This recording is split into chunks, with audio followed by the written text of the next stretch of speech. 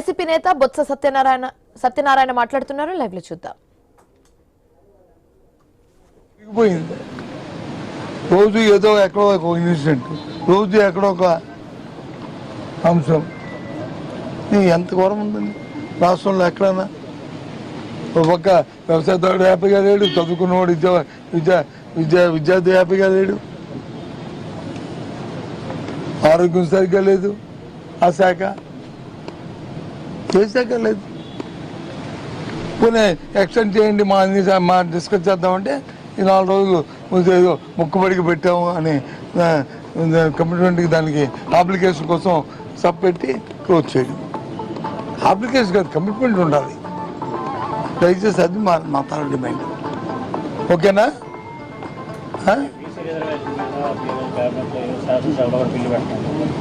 వస్తే దాని గురించి ఏది బిల్లు పెట్టినాయండి?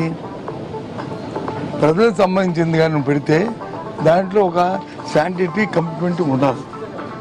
ఊరికనే రాజకీయ లబ్ధి కోసం రాజకీయ కోణంలో మాత్రం ఆ కార్యక్రమం ఏది చేయకూడదు.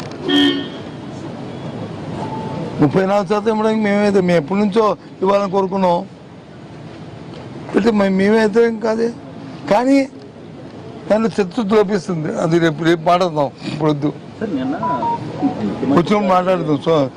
వచ్చిన తర్వాత నిన్న ముఖ్యమంత్రి గారు క్లియర్ గా మాట్లాడుతూ అసెంబ్లీ సాక్షిగా మీరు నిర్వహించిన గ్రూప్ పూర్తి కూడా లోపం ఇప్పుడు దాకా అటువంటి నిర్వహణ ఇప్పుడు చూడలేదని కూడా మాట్లాడారు. మీ హయాంలో ఏదండి గ్రూప్ 1 ప్రశ్న? అందుకే దాంట్లో తప్పులు జరిగితే అవన్నీ కూడా వాళ్ళు లోపభూయిష్టంగా ఉందనుకుంటే ఏమంటే దాని మీద కూడా థర్డ్ పార్టీ సిబిఐ ఎంక్వైరీ చేసి నిన్న తీసుకోమండి. మన పక్క రాష్ట్రాల్లో జార్ఖండ్లో అక్కడ తీసుకున్నారు కదా, తీయమని ఎవడుతున్నారు? వాళ్ళు నిజంగా సొసైటీ మీద బాధిస్తుంటే, ప్రజల పట్ల కమిట్మెంట్ ఉంటే, రాజకీయ కోణంలో ఆలోచించకుండా వ్యవస్థ పట్ల వ్యవస్థని చేయడానికి చేయమండి, తప్పలేదు.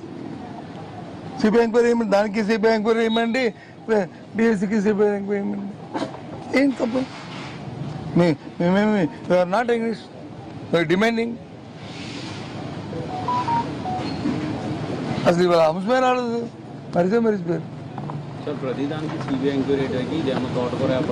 తోటకూర వ్యాపారమా? సరే, మాట్లాడడానికి ఆయనకి అంత క్లారిటీ ఉంది.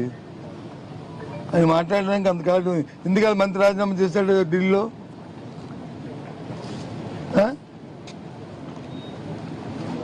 మాట్లాడడానికి అంత కమిట్మెంట్ ఉంది.